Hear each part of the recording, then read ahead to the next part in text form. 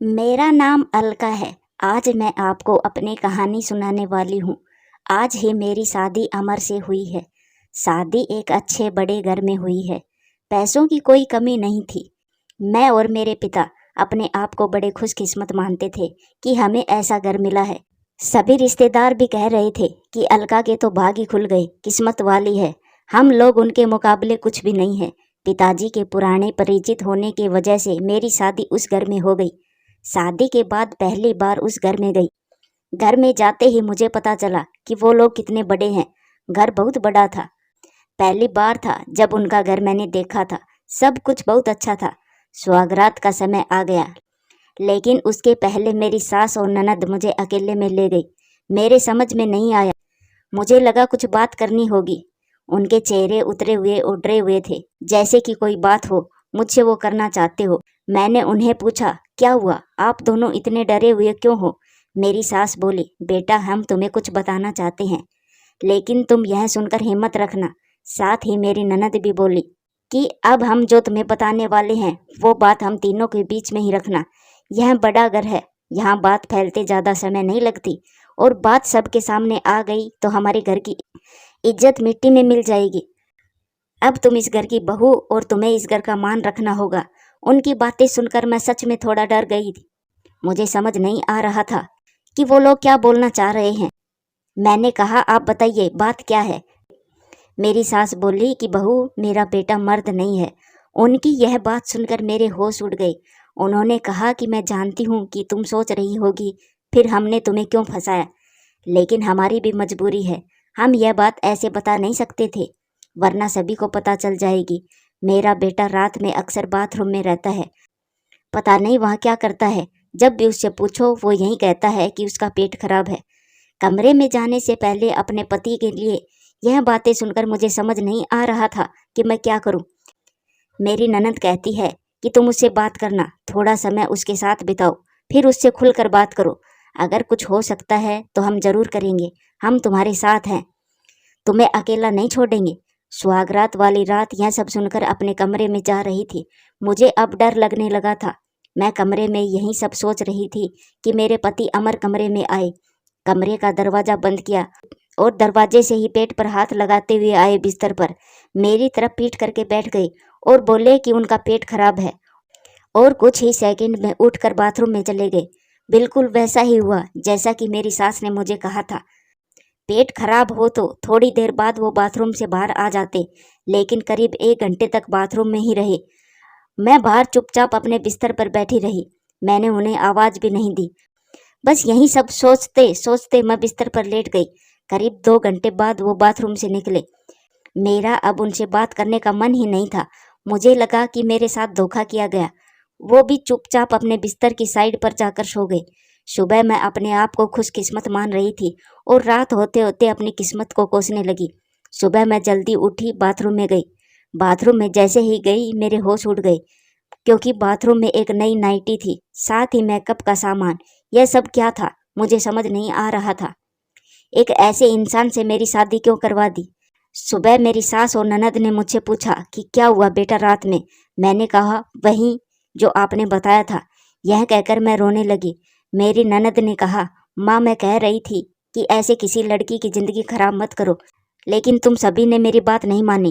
अब यह क्या ऐसे घुट घुट कर यहाँ रहेगी? मेरी सास बोली कि बेटा तू जो भी फैसला लेगी हम तेरे साथ हैं, लेकिन तुझे यह वचन देना होगा कि यह राज तेरे मुंह से नहीं निकलेगा। अगली रात फिर वो कमरे में आए। मुझे अब उनकी तरफ देखने का भी मन नहीं हो रहा था। मैं चुपचाप अपना बिस्तर करके अपनी साइड सो गई, क्योंकि अब बात करने को रखा ही क्या था। उन्होंने भी अभी तक कुछ बात नहीं की। उसकी वजह भी मैं जानती थी।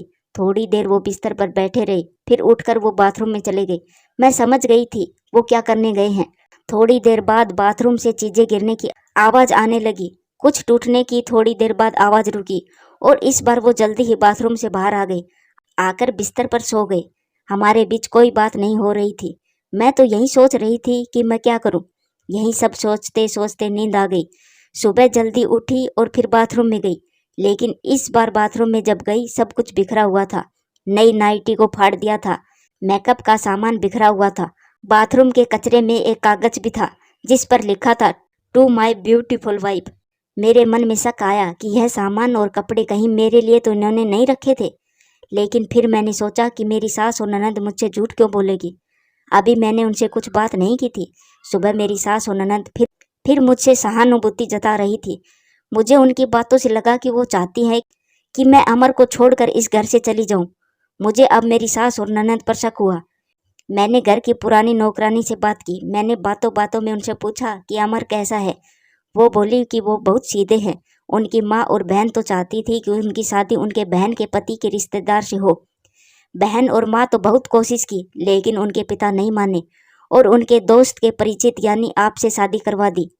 वो दोनों तो आपकी शादी के खिलाफ थे।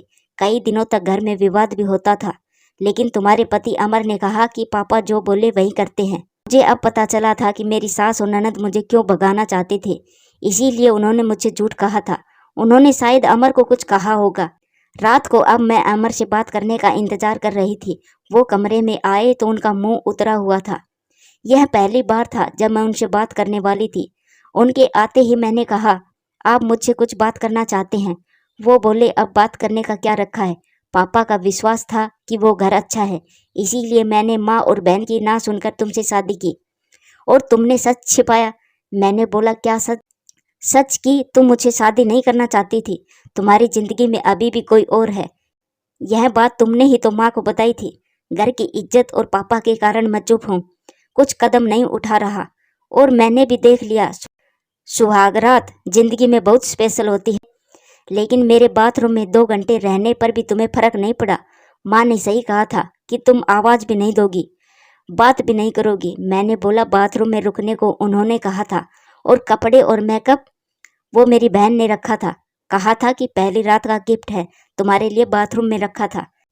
मैं उठकर उनके पास गई और उन्होंने कहा, आपको पता है उन्होंने मुझे क्या कहा? फिर मैंने उन्हें सारी बात समझाई। कहा कि वो चाहते हैं कि हम दोनों में गलतफहमी हो और हम अलग हो जाएं, ताकि वो जो चाहते हैं वो पूरा हो जाए। उन्हें गुस्सा आया, लेकिन मैंने कहा, नहीं, अब हम इस बात को यहीं ख़त्म करेंगे और किसी को कुछ नहीं कहेंगे। उस रात मेरी सारी परेशानी और गलतफहमी दूर हो गई। वो थी मेरी सही मायने में सुहागरात। अगली सुबह मेरी सास और ननद ने मुझसे पूछा कि मेरा क्या फैसला है, मैं क्या करने वाली हूँ। मैंने कहा कि आप दोनों को माफ़ करके एक नई शुरुआत करना चाहती हूँ। आपको मुझसे कोई शिकायत नहीं होगी। मैं एक अच्छी बहू बनकर दिखाऊंगी। मेरे चेहरे पर मुस्कान देखकर उनके चेहरे उतर गए। ननद तो उसी दिन अपने घर चली गई। प्यारे दोस्तों, कहानी कैसी लगी कमेंट्स करके ज़रूर बताना और चैनल को सब्सक्राइब करना। धन्यवाद।